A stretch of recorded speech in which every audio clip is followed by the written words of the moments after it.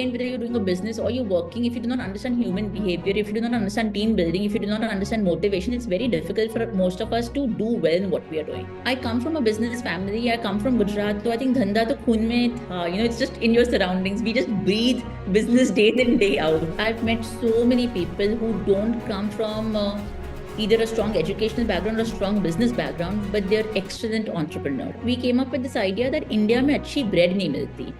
Although bread is not really an Indian product, but every Indian household is eating it in some form of the other, right? And we felt this was the gap that we wanted to address in the market to make a good quality, honest bread. We were doing around in 2013 or 14, we had a manufacturing unit in Dadar in Bombay. And we used to invite our customers to come to our kitchen. This is very, very rare for anyone in the food industry कि आप हमारी kitchen आके देखो जहाँ production हो रही है. Usually this is what people try to hide, right? And that is really what this Truth We Need campaign is, where we want customers to know what are the kind of loopholes they fall for, which they don't understand because they are not the experts of this industry, and the kind of practices that we do. To give you an example, when we say we are making 100% whole wheat bread, we mean इसमें सिर्फ आटा है और कुछ नहीं. Are currently present in about 33 cities in India. In this podcast, we have a founder who's a psychology student turned successful entrepreneur. She started her first startup when she was studying at IMA, and now she has started her second venture in the name of The Baker's Dozen. Chef Aditi is the founder of The Baker's Dozen, where she believes that Indian people are ready to pay any premium price if you are offering authentic, healthy, and delicious bread. Also, she thinks that people who are living in Tier 2 cities are willing to pay the price to eat healthy bakery product. In this podcast, she has shared the new campaign what they started to create a more awareness. The campaign is The Truth We Need, where she has shared the relevance of the campaign and how the Baker Dozen is working towards creating more awareness about the healthy bakery food segment in India. Also, in this podcast, she has shared her entrepreneurial journey, all the difficulties and challenges she faced while building the brand, and also important lessons what she learned while building her brand. Now, enjoy the show. Before you do that one, make sure that you like and subscribe to the Startupmitra channel. At Startupmitra, we care and support all the startups as a true friend. We love to produce more content related to business and startups so that you can use those knowledge in your entrepreneurial journey. But here is the thing. YouTube promote only those videos where more engagement is there. Now, here is the personal request. If you can subscribe to our channel and like this video, and also share your valuable feedback in the comment section. This will help YouTube to recognize our videos and promote these videos with a larger audience so that we can grow with your support. Now, if you really like this content, please share the link of this video in your network so that if somebody are planning to build a brand in the bakery segment, they can use this as a reference. Now, enjoy the show. Thank you.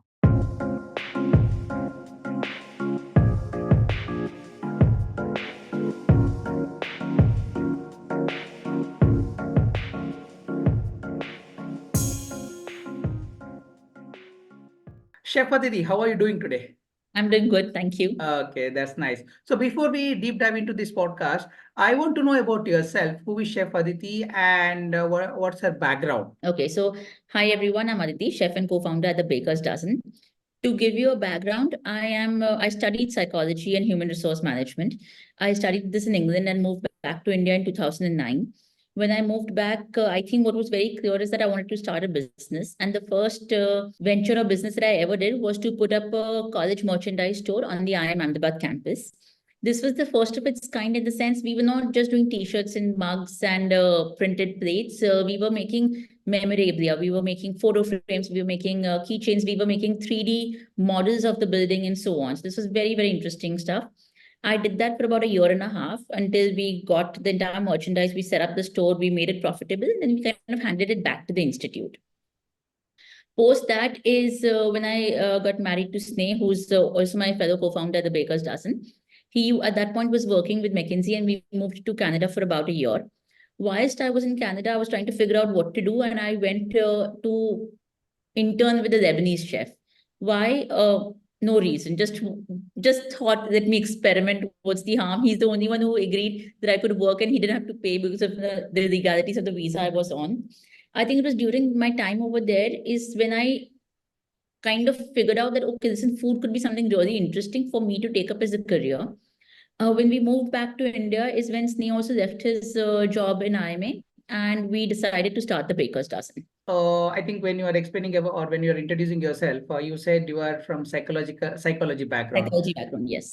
So the question is, what made you to jump into this entrepreneurship? Because what I believe is, entrepreneur, if you want to start a business, right, you should have some business background. Whether you had any business background initially, or you went through some experience, or you had some kind of working in others' business that made Yeah. you to start venture, or what is the background actually to start your own entrepreneurial journey? To give you a background, when I studied psychology, the whole reason of me wanting to pick up the subject, this is when I was in class 11, 12, was I never wanted to practice as a psychologist or as a clinical psychologist. I wanted to study psychology to understand human behavior, to always get into management. Because reality is, a big chunk of the population does a management degree, whether it's a commerce degree or a BBA, and then gets into management. So this is a unique way of entering, because really, at the end, whether you're doing a business or you're working, if you do not understand human behavior, if you do not understand team building, if you do not understand motivation, it's very difficult for most of us to do well in what we are doing. So I think it was always very clear that psychology was going to give me the unique stepping stone to get into management compared to some of my counterparts who were going to go from a business background. Second, I think in terms of doing a business, I come from a business family. I come from Gujarat. So I think dhanda to khun mein tha. It's just in your surroundings. We just breathe business day in, day out. That made a big difference.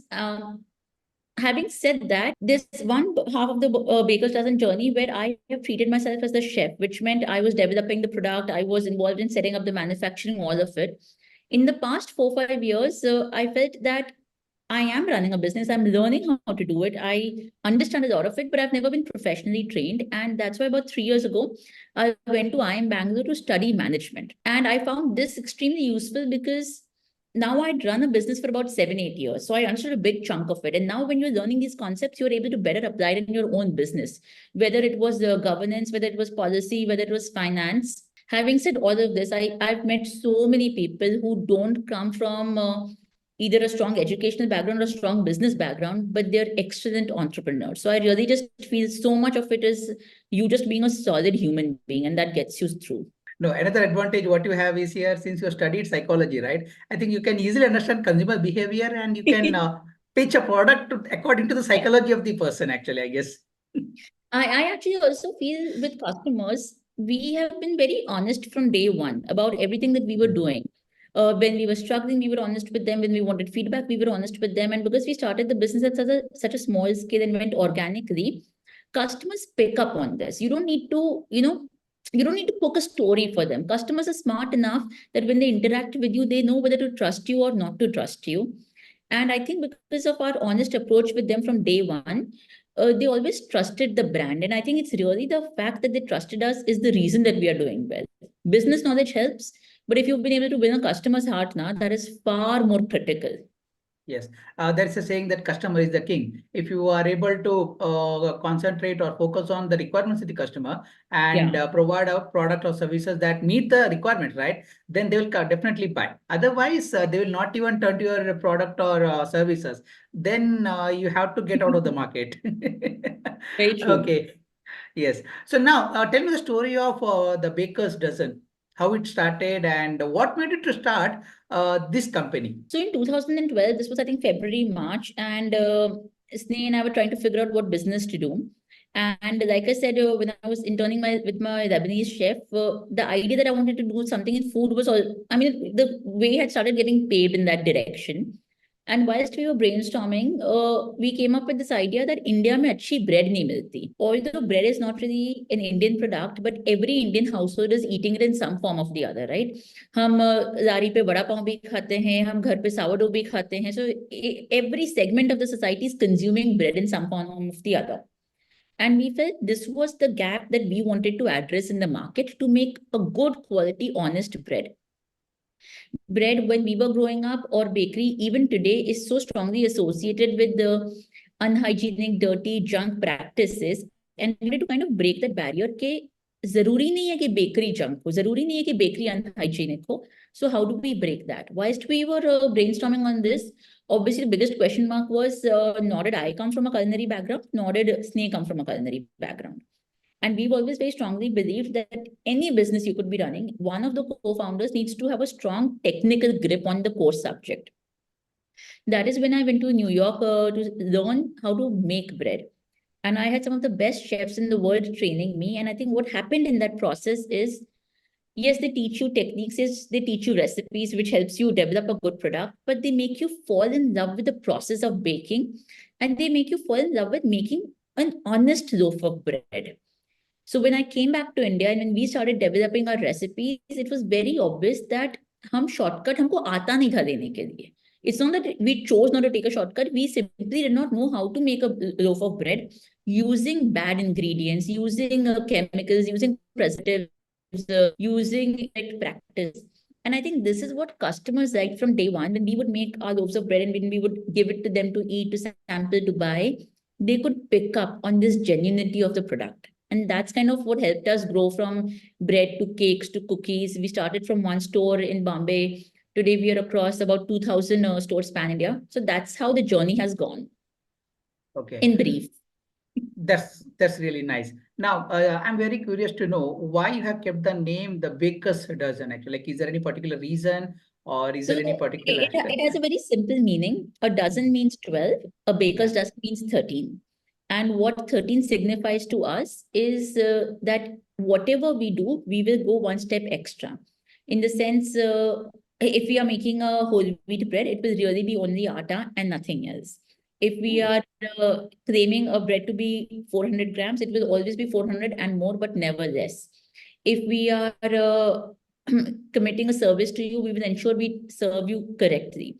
It also goes to the extent where how you look after your employees. So in everything that we do at the Bakers Dozen, right from product development to marketing to selling to looking after your employees, everything we want to go that one step extra to make it better for whoever is having that experience.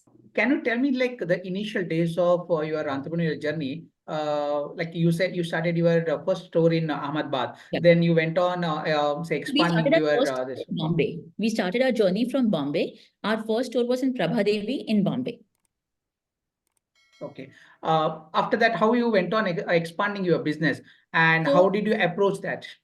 When we started with a very simple concept कि पहले एक दुकान लगाते हैं, दुकान से bread बेचते हैं, which now is called a D2C model. So we identified a location which was in a prime part of Mumbai. It was in the prime residential part of Bombay, and we put up a store. And the way we used to do is about 5 kilometers away or about 20 minutes away, we used to manufacture bread through the night. Every morning at about 7 a.m., we would get fresh loaves of bread in the store. Our customers would walk in through the day. We would sell this loaf of bread to them. And by the end of the day, which was about 9 in the night, agar kuch bread bachi, we would discard it because it was a simple thing that since there are no preservatives, it has a 2-day shelf life and everybody should get the maximum possible. That is how we started our journey in 2000. This was 2013 when we commercially started. Then one store did well, so we opened a second, we opened a third, we opened a fourth. Once this started happening, a lot of retailers in Bombay got in touch with us saying that, could you also retail your bread here? We have a manager who buys from your store. We have a CEO who buys from your store, and आपकी bread हमारे दुकान में नहीं है. So we said, great, it would work extremely well for us. Simultaneously, what was also happening is a lot of customers would be coming to us and they would say, listen, I love coming here and buying a loaf of bread, but at times it is too far from my house. So can you come closer to me? Because at the end of the day, bread is a commodity product. You want it very, very available to you. So that is how we went from D2C to omni-channel, where we were selling in our own brand stores and we were also selling in retailer stores in Bombay. At that point, in terms of online, there was only really Big Basket and we started retailing on Big Basket too. Then during the pandemic is when obviously a lot of these partner stores were shutting because of the pandemic, but because we had our own stores, the business still expanded significantly. And at that point, it's not that customers would come to the stores, they would call and get deliveries done. So that is when we set up a dark store network. During this period, we also went beyond bread. So for the first 4 years of our journey, we were making only bread. Uske baad, we started making cakes and cookies and crackers and pancake mixes. So during the pandemic, we expanded our business through our own dark store network. It is during this point, quick commerce really came up because quick commerce is really as young as about 3-4 years in India. And the beauty of our brand was that although we are a handmade product, we were available pan-India. So a lot of retailers liked partnering with us, saying that if I partner with you, I know you will be able to supply to me in Bombay, in Delhi, in Bangalore, in Hyderabad, in Ahmedabad, in Baroda, and so on, so on. And because of our mass presence, we were able to quickly acquire customers who were looking for a good quality product and yet who wanted something which was easily available. And that's how we've really grown Baker's Dozen in the past 10 years now, 11 almost. I think you and your husband started this startup, right? Now, Yes. people say that when you are planning to start a startup, don't involve any of your family members, either as a co-founder or don't involve them in your startup. But how did happen? How did this happen in your way? And if there is an issue, how you guys are like sorting it out? Actually, I want to know the process you have in place because home is different, office is different, right? Yeah. So how do you treat this one? See, any partnership at the end of the day, whether it's a husband, wife, or let's say me and a friend would have started, it means a lot of understanding and accommodating to each other.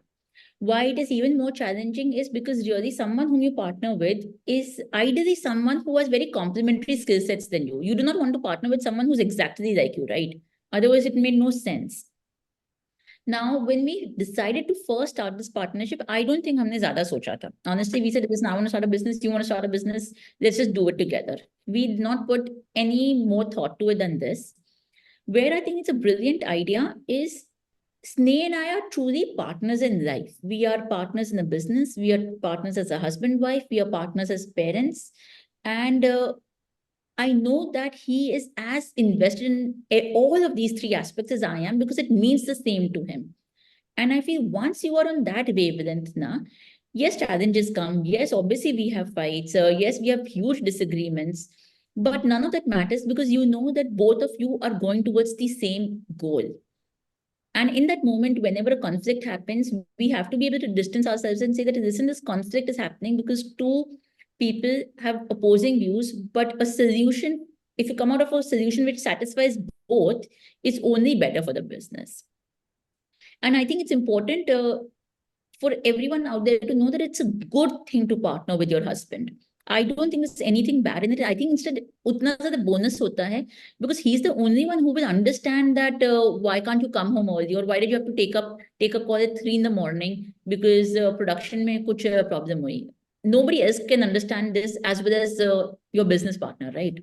Now, let's talk about TDB. TBD. Yeah. The Now, Truth Be campaign you want to talk about? yes, that's where I'm coming Yes. actually. But before that, let's discuss about some more information because that you have used or that you have pitched during your conversation. You said you manufacture all these breads in hand. That means it's handmade products. Yes. And also you said it's a pan India. You make sure that Yes. it's available pan India. How is it possible, and how you make sure that it is available across India? So we've been through stages of this. When we first started, everything was handmade. Everything was handmade in Bombay, and we were only selling in Bombay. हम रात को bread बनाते थे and we used to put it in those plastic packaging bags and then sell it over the next 2-3 days, which was the shelf life of the product. Then in 2019, we actually moved our manufacturing from Bombay to Ahmedabad. We put up a central manufacturing facility in a special packaging called modified atmosphere packaging. इसमें होता क्या, the plastic is a special plastic which does not allow oxygen to come in, and there's a certain vacuum air inside with inert gases. There's no oxygen, which means without having to use a preservative, I'm able to get a naturally higher shelf life. So we were able to centrally manufacture and sell pan India. What we've been doing in the past 1 year with all our breads, we have put up little manufacturing units across the country where we manufacture bread through the night, and in the morning it goes to the store wherever you're buying it from. Because now the scale has come in a way where the central manufacturing and distribution, that cost is not getting justified to the consumer. I mean, there's no reason for the consumer to want to pay for a transport cost. And so now that we have scale, we are able to put up little manufacturing units around. Because we've gone for the entire journey step by step, ये जो handmade करना होता है, ये जो without stabilizers product बनाना पड़ता है, we've been able to train people to make it correctly. Because this did not happen overnight. It went through stages. which is why we can always guarantee कि हमारा handmade product ना सही बना है, अच्छा बना है. Because that's what when you go for a handmade product, just generally it will cost more also, and the shelf life is very less. But since in your case that entire process involved and also you have planned very well, I think you are able to do that one. Yeah. Now Yes. coming back to that campaign which you Yes. recently launched, the Yes. truth we need actually. So can you Yes. briefly tell us about what is this campaign is all about, and what is the relevance of that campaign in present market? I tell you what we were doing around in 2013 or 14. We had a manufacturing unit in Dadar in Bombay, and we used to invite our customers to come to our kitchen. This is very, very rare for anyone in the food industry कि आप हमारी kitchen आके देखो जहाँ production हो रही है. Usually this is what people try to hide, right? But we used to Just invite. just like Pizza Hut, they do, right? They have that हाँ, open but kitchen where people can see that. yeah, but you know, this is the customer is coming in the production area. He or she is seeing how breads are being made. We used to conduct our workshops in that environment. And see, when Pizza Hut makes it, they have still designed a kitchen in a way that they know कि कोई customer आके देखने वाला है. हमने तो बोला था ये हमारी production है. It does not look as sexy and savvy. It's not been designed like that. It's an industrial place. But we feel that proud enough to say कि ये जो भी हमने बनाया है अच्छा बनाया है. So you must come here and see this. When customers would come here, everything is open to them. The storeroom is open to them. The flour room is open to them. The ovens are open to them. And I don't need to tell them that we are using good quality ingredients because when they're walking around the kitchen, the ingredients that they see are like, this is the same one जो हमारे घर में आता है. Oh, this is आप भी ये आटा use करते हो, हम भी ये आटा use करते हैं. This is the oil you use. This is the same oil I use for frying my samosas. So we never had to tell them to trust us. When you walk around, our doors are open. We've been honest, and that's where they started believing us. And then, as the business expanded, what happened is things became online, marketing became digital, the manufacturing moved to Ahmedabad. So this entire customer physical interactions kind of started reducing. In the past 1 year, what we've realized is there's so much competition out there in the market. There are so many people out there, some of them doing a great job, some of them claiming to do a good job. It's very important to let the customers know of what is really the kind of hidden truths in the bakery department. We've been visiting so many different factories and different bakeries, and there's some of the practices that they follow. They're really appalling. And then I remember telling my team last year कि हम इतना अच्छा करते हैं production में, हम इतना अच्छा करते हैं in terms of the quality of ingredients we use, we need to actively talk about it. Some to educate the customer for them to understand the loopholes that exist because there's no point ever fooling a consumer. Second is something that we are proud of, we want to show it off. And that is really what this Truth We Need campaign is, where we want customers to know what are the kind of loopholes they fall for, which they don't understand because they are not the experts of this industry, and the kind of practices that we do. To give you an example, when we say we are making 100% whole wheat bread, we mean इसमें सिर्फ आटा है और कुछ नहीं है. It's not that we don't use maida. Obviously, we use maida, just not for this loaf of bread. There's another loaf of bread जो हमने मैदा से बनाई है. उसमें थोड़ा बहुत आटा है, but we don't call it a atta bread. We call it a maida bread.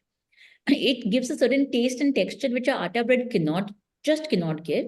And there are customers out there who would say, I want this once in a while. I may not want it every day, but I want it once in a while.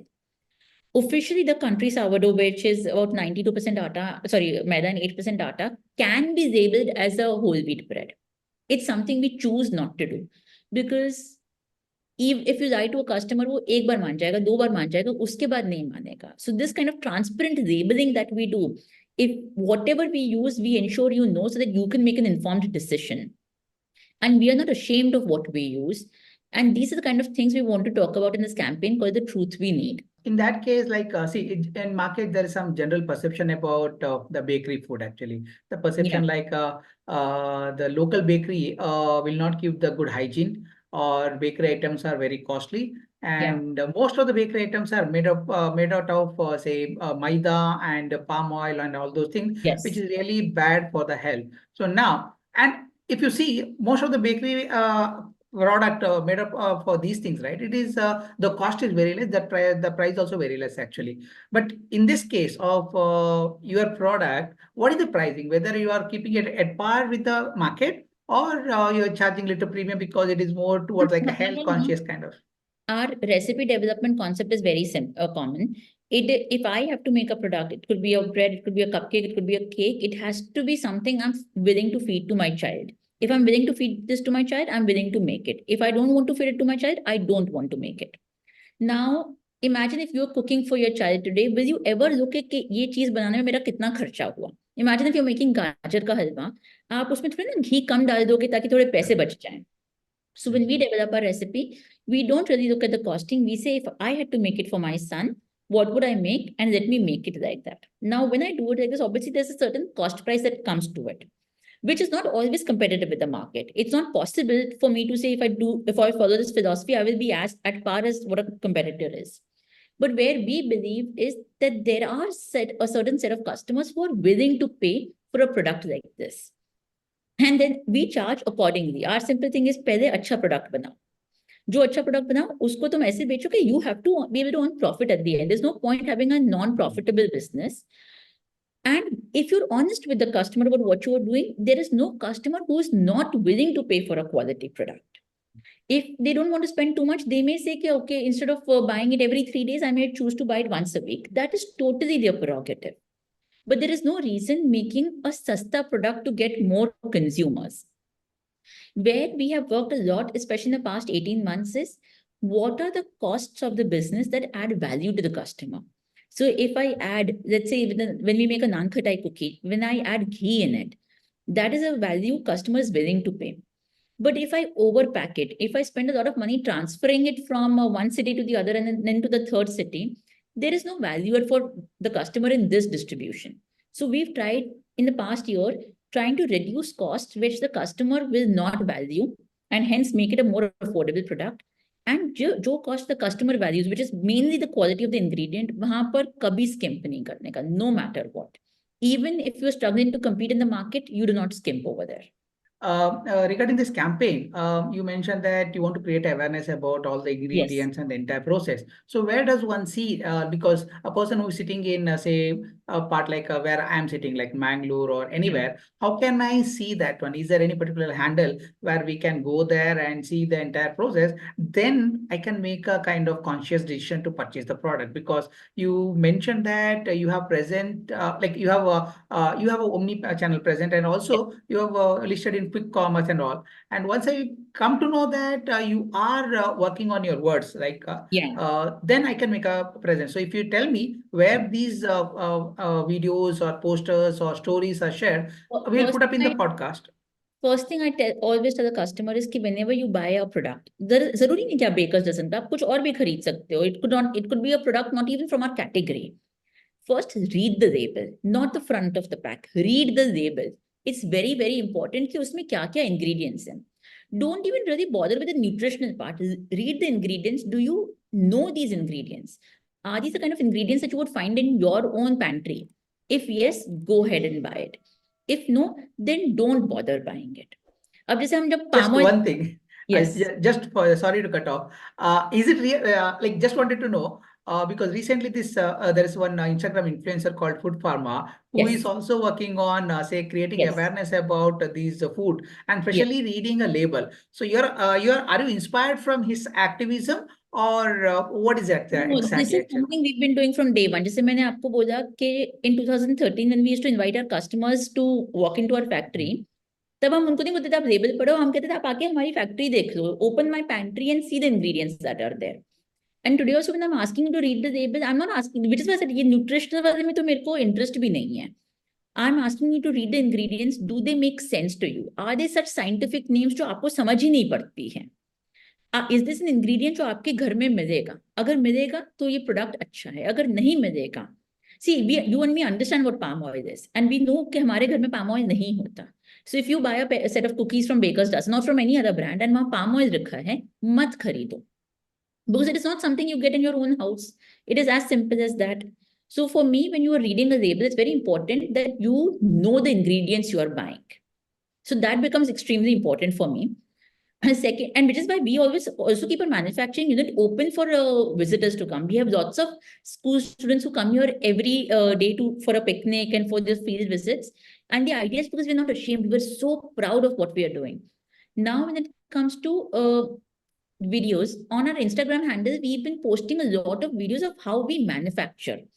We have put pictures and videos, हमारी factory दिखती कैसे है, हम chocolate cake बनाते कैसे हैं, उसमें हम क्या इंग्रेडिएंट्स डाल रहे हैं, हम कैसे पैक करते हैं.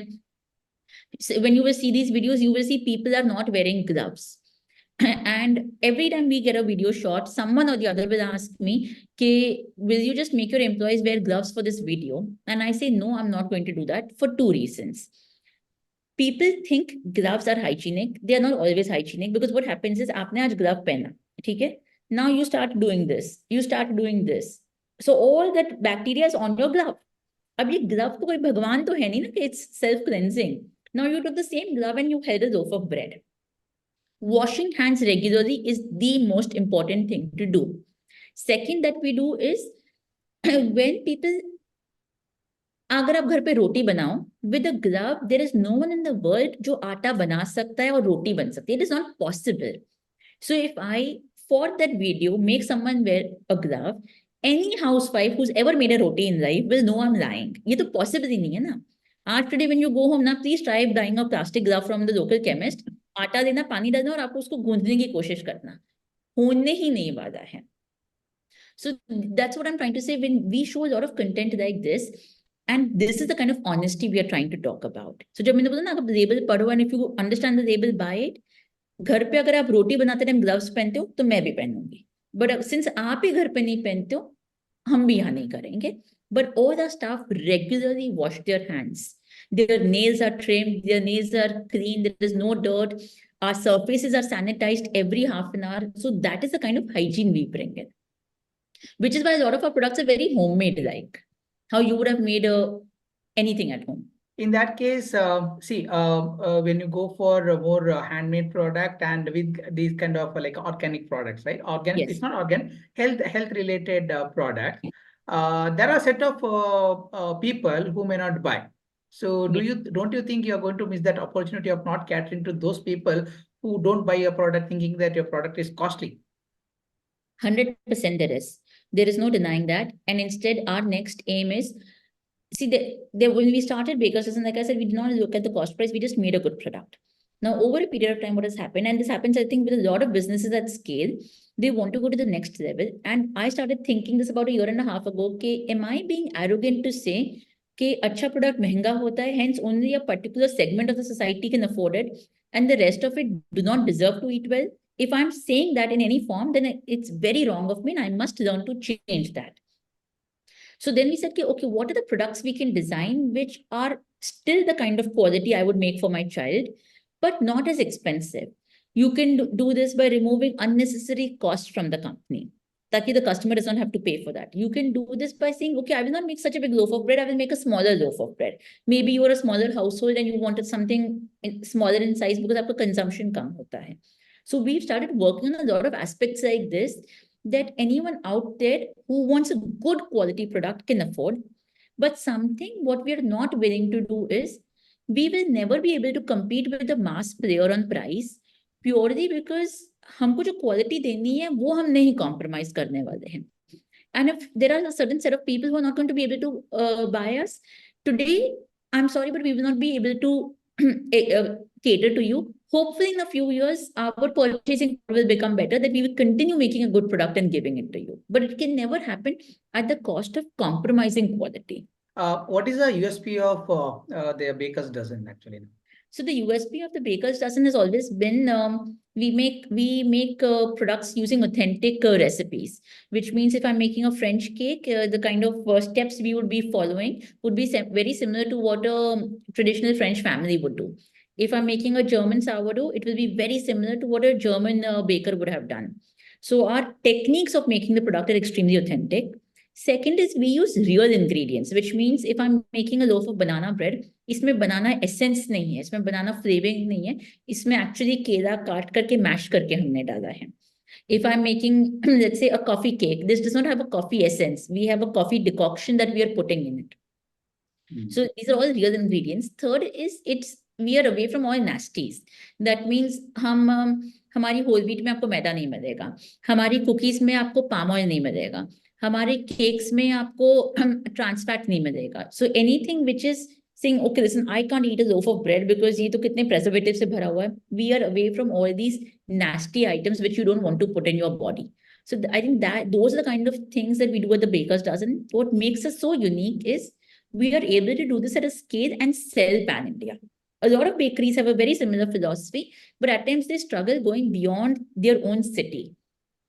And due to some very practical reasons, we feel in the past few years we've been able to crack that formula कि हम अच्छा honest product बनाएं और पूरे इंडिया में कैसे बेचें. See, I think you have raised nearly 33 crores from a few investors, like well-known investors like Yes. Fireside investors and Wipro are also there, and some other well-known investors. Now, there is a couple of questions related to this funding game actually. Generally, when it comes to raising the fund, investors have the perception that lady or a woman who is running, say, startup, it's very difficult to think for them to invest in that one because that ladies or women think, I mean, their health or their capability to run the operation things to their mind, and they hesitate to invest in, say, startup which are led by women entrepreneurs. Now, what happened in your case? Because in your case, it's husband and wife, both were working in the same company, and how it went and how you raised almost like 33 crores. What you're saying is 100% true. There are a lot of investors who are reluctant in investing in women-led businesses. There are a lot of investors who are reluctant in investing in a husband-wife partnership. I've heard of these stories. I know them to be true. But fortunate enough, I have never experienced this myself from any investor whom we have met. They may or may not have invested in us, but I have personally been fortunate enough not to experience this. Some of it has been my good luck. Some of it has also been the people who are sitting on the Baker's Dozen board. I genuinely think are fabulous human beings. Yes, they have given us money. Yes, they are helping us. But to me, our board, our investors are way beyond than just the money they've given us. These are good people. They believe in Sneh and me. They believe in the power of the product. They believe in good ethical practices of the business. Instead, Fireside has encouraged us in the past 1.5 years to start thinking of the environment. For the first 9 years, we were thinking product अच्छा होना चाहिए, customer को खुश रखना चाहिए, etc., etc., etc. It's only in the past year and a half or two we've started thinking, what about the environment? We are taking so much from the environment. All of us do, right? And we are giving nothing back. And it's thanks to their push. Two things that we've done in the past financial year and now this one is we are plastic neutral, which means हम जितना भी plastic use करते हैं हमारा product बनाने के लिए, उतना और उससे थोड़ा ज़्यादा हम offset करते हैं, उतना हम recycle करवाते हैं. Second is हमारा जितना भी distribution cost है, in terms of not the money but the fuel cost of it, जो हम environment से ले रहे हैं, उतना हम through different environmental friendly projects like in renewable energy, we offset all of that. So yes, these biases exist against women. I have been fortunate enough not to experience it, and I think our investors really support Sneh and me in several decisions we've taken, which some of them are very controversial, but they are very, very supportive of that. Basic question, why did you raise this money, and where and all you're going to invest this money actually? See, I think one thing we were always very clear is we only wanted to raise money once we had a good grip of the business, which meant कि हम अच्छा product बना रहे हैं, ये product market में बिक रहा है और ये profitably बिक रहा है. I think Sneh and I as individuals are not the kind of people who want to raise money so that we can blow it up and play some valuation game. That is not, I think, what we want to do. We want to make a good, honest, solid business. It took us a few years for us to figure out all of this in the business, and hence we only started fundraising in 21, which was close to about 7 years after doing a business. Usually लोग पहले पैसे देते हैं, फिर figure out करते हैं. हमने उल्टा किया था. First we figured out the business and then we found an investor. The whole idea of raising this money was we felt कि product market fit अब आ गई है. अब we need some money in marketing to be able to expand significantly.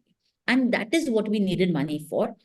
Some places we needed money. Some places it was also nice to partner with companies who can also help you do brand building because they understand how consumer brands are built.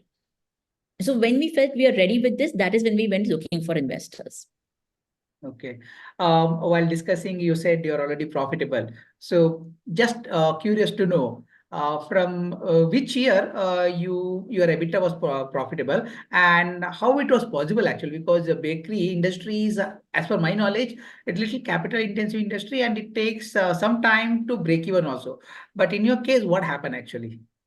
देखो पहली बात तो first 7 years nobody was giving us money, so we had to be profitable. I mean, if we were not profitable, how would we sustain, how would we pay salaries, how would we buy a flour? That was just not an optional thing. So we always had to be profitable. There have been lows. It's not that we've not made a loss. Obviously we've made a loss. We've been through those periods also where we got some money, we blew it up, and we realized we've blown it up in the wrong aspect. We have made mistakes like that, and any entrepreneur who says I've not made a mistake, that's not possible. All of us make mistakes. It's just how quickly we learn from it.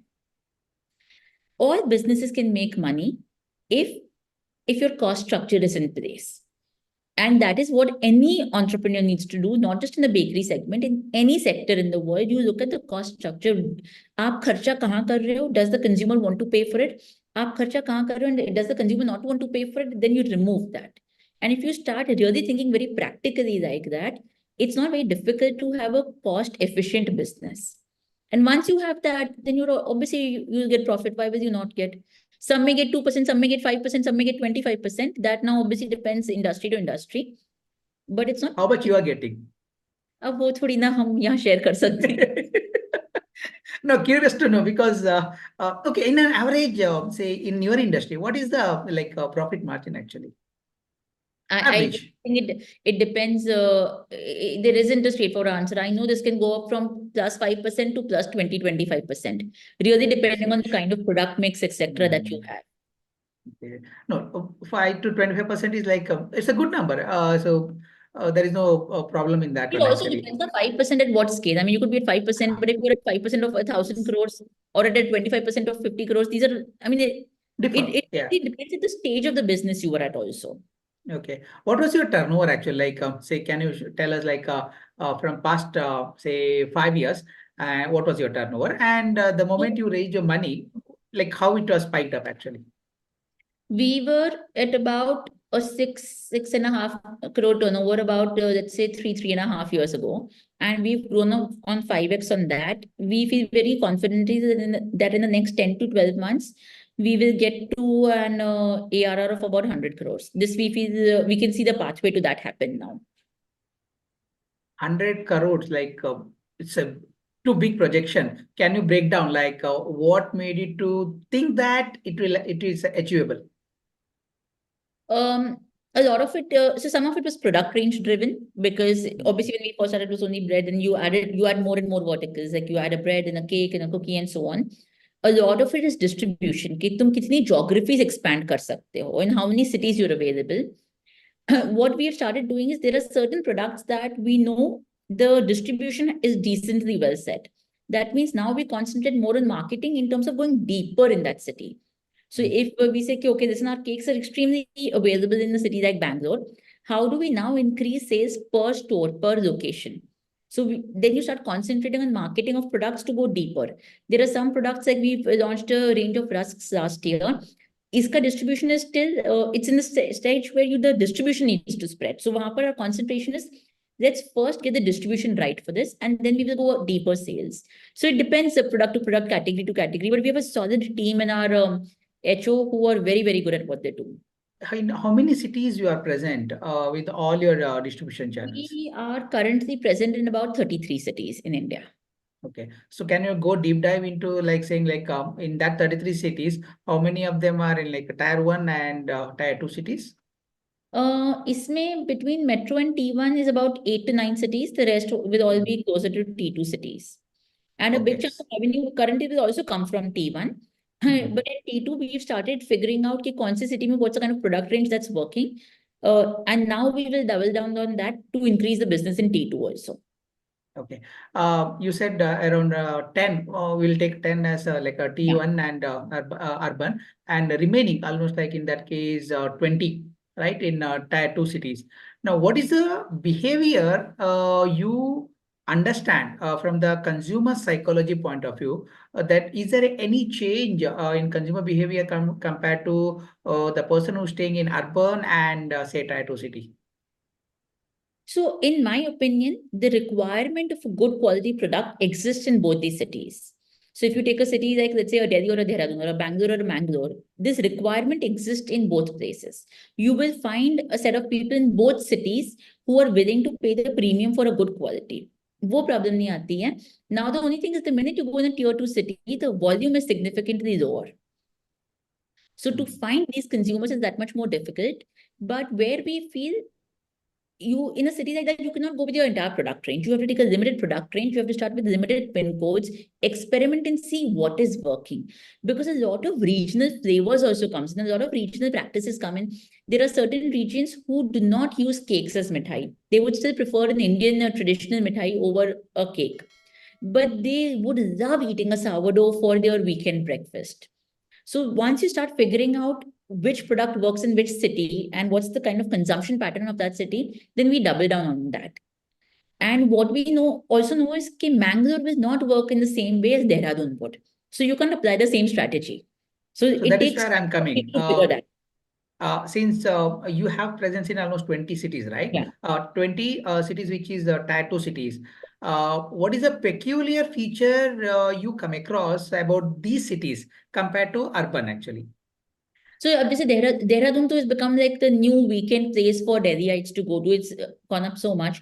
So what we would see in a place like Dehradun, our weekend sales used to be very high there about a year ago. Now what we started identifying for the same product range, weekday sales have also started increasing because a lot of people are relocating there. And they are saying कि हमको जो मिलता था Delhi में, we don't want to give up on those practices. We want the same ones. So they would identify for a brand that is also available over there. So in cities like this, where development has happened in that city in terms of industrialization, your sales becomes more consistent through the week. Once you have faith कि yes, I'm able to sell this product through the week, you then double down on distribution, where you say कि अच्छा अब ये store में double quantity माल रखते हैं और देखते हैं कितना बिकता है. And those are the kind of patterns we start seeing. Okay. What was whether your the campaign, right? The truth we need. Yeah. Whether it has affected your sales after you launch the campaign? What was the impact of that? We have gained a lot of traction in terms of our customer interactions and sales in the past 2 months. To say that I can totally attribute it to the campaign, I'm not 100% sure if that would be the right articulation because there's lots of other initiatives we've also taken. But we've seen a lot of our customer engagement levels have increased in the past 2 months because of a campaign like this. Because देखो आज अगर Instagram पे जाओगे या Facebook पे जाओगे या YouTube पे जाओगे ना, कंटेंट की कोई कमी नहीं थी. There's so much content out there. But if a customer wants to view your content and talk to you, that means they have found something meaningful and they've discovered a new fact they did not know. So the minute your content becomes sharing information with the consumer where they benefit, they will spend more time talking to you. And this engagement has helped us so much in terms of product development, in terms of being able to ask them, what do you like? What do you not like? If I had to adapt a product, what should I do? What should I not do? We've been able to develop a little cohort of about 20-25 odd customers who have become our go-to bouncing board. So अगर हमें कुछ new packaging बनानी है, we call these guys up and say कि हमारे पास 3 designs है, आप बताओ आपको कौन सा क्या अच्छा लगता है. Kind of focus group. Yes. So a lot of these other impacts have also happened because of a campaign like this. In terms of your vision, where do you see this TBD in 2030? Let's see. 2030. अच्छा, इतना आगे का नहीं सोचा है हमने, honestly. जब तक सोचा है उसके बारे में बताओ. मेरा new mission है that I need to be able to figure out how a bigger chunk of India can still be able to get a good quality bakery product, something that I am proud of, at a price that they are able to afford. At times, it is about getting to a price point that they can afford. At times, it's about convincing them to pay the 5 rupees extra for a better quality product. So to me, the day we can do that, I know is like, okay, yes, we've achieved the goal of the business. कि India अच्छा bakery product खाए and hopefully वो bakers doesn't. Since you studied psychology, I wanted to understand What was the initial struggle you went through as an entrepreneur, and how your knowledge on psychology has helped you there? I feel if you understand why humans behave the way we do, it is much more easier for us to address their concerns. To give you some example, there are times a consumer will come into a store and be really upset with something. Maybe they had a bad experience. Maybe they had a bad experience with you. Maybe they just had a bad day. Maybe they started their day arguing with their son. It could be anything. Once you're able to understand that, listen, whatever is happening here, there's a story behind it which may not be related to me, it's far easier to address those concerns. Uh, at times, I remember there was a time when we wanted to hike the price of one of our products because it was not profitable. And to be able to go to a consumer and say that, listen, I want to hike the price of this product because I need it to be make profit. And instead of giving them some marketing jargon gyan, if you can be honest like that, they really appreciate it. So I always feel coming from that background has helped me have a more straightforward relationship, whether it's with my employees, whether it's with my team, whether it's with my customer, saying, listen, this is the situation. Now you tell me, what do you think of it? So, two more challenges you faced. Two more challenges. As an entrepreneur or startup founder, anything? I wish I had studied a little bit of business earlier in life. Not when I was doing my undergrad, because I think that would have been too early. It would have been extremely theoretical and not applicable. But if I had studied a little bit earlier, I think I would have done a few things differently. Or I would have been a bit more knowledgeable and aware of a few things. So I felt कि technically studying business मैंने थोड़ा सा late किया. 2-3 साल पहले करती तो ज्यादा मजा आता. So that means, according to you, understanding this business technicality from the theory side, it helps you more, rather than getting into that, or make your getting into this business practically and experiencing that one. Which one you feel is? You always need the theory side also. ऐसा नहीं चाहिए. It's like when I went to New York to learn baking bread, my chefs technically explained to me. Obviously, मैं hit and try से भी सीख सकती हूँ. ऐसा नहीं है नहीं कर सकते. But once you understand the theory, you are that much faster and better at it.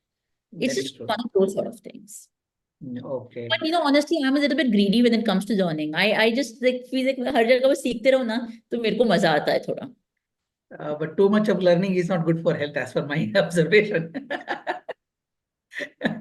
Okay. Chef Aditi, I hope you enjoyed this podcast. We are almost to the end of the podcast now. So I want you to ask, what are the 3 takeaways that you will share with the person who want to start his entrepreneurial journey in the bakery industry? 3 things that someone should follow if they start a business in the bakery industry. बहुत सोच समझ के bakery industry में आओ. It is not as sexy as what it looks. This is the reality of the situation.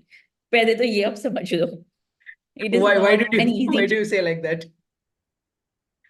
Any time you're in a perishable industry na is difficult. It honestly is. So I'm not saying we've cracked it and we've become masters. We are just too deep into it to know. We have to learn to survive. So पहले सोच समझ के आना चाहिए. Second, I always feel this is again not for someone in the bakery industry. It is very important for anyone who's starting a business to figure out what is the kind of product they want to make and how many people out there are willing to pay for it. Because not so that you can change the product, but to be able to tell yourself as a founder that ये जो मैं product बना रहा हूँ सिर्फ 10 लोगों को ही चाहिए. That means मेरा business का size सिर्फ इतना होगा and I am okay with that. Or the other way around, that I've made such a affordable product कि मेरा size इतना बड़ा होगा, which means मेरे को उतनी मेहनत करनी पड़ेगी and उतनी बड़ी team बनानी पड़ेगी. So to have that kind of clarity ना, the earlier you get, you just learn to take better decisions in the business. Third, I feel, again, it's a generic thing. No matter what, a founder can never give up. There are days which will demotivate you. There are days when you will just want to wrap up everything and run away to Antarctica. All of this happens. In that moment, disconnect, give yourself a break. Maybe it's an hour, maybe it's a day, maybe it's a week, but you have to find the energy somewhere, the positivity somewhere to come back fighting, because your entire team is banking on you to fight.